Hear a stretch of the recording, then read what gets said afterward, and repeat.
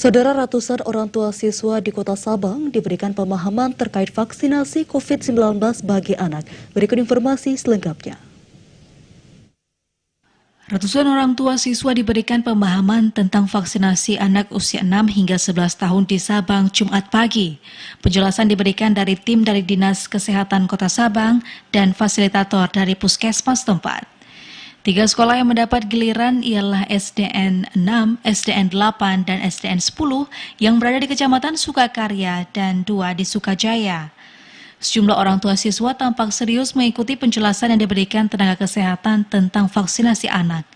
Tim sosialisasi juga memberikan waktu tanya jawab kepada para orang tua untuk lebih menggali keingintahuan mereka. Kepala Sekolah SDN 10 Kota Sabang, Novit Rahayu Kurniarita mengungkapkan tujuan kegiatan agar para orang tua lebih memahami manfaat vaksinasi bagi anak. Sebenarnya orang tua bukan tidak mau vaksin, tapi mereka sebenarnya mau melakukan apa yang terbaik untuk anaknya.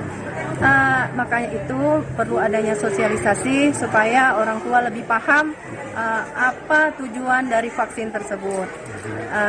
Mungkin dengan adanya sosialisasi ini diharapkan seluruh orang tua mau membawa anaknya untuk suntik vaksin. Dalam kegiatan itu hadir 80% orang tua dari 140 orang siswa di sekolah. Dari Sabang, Mahfud TVRI Aceh melaporkan.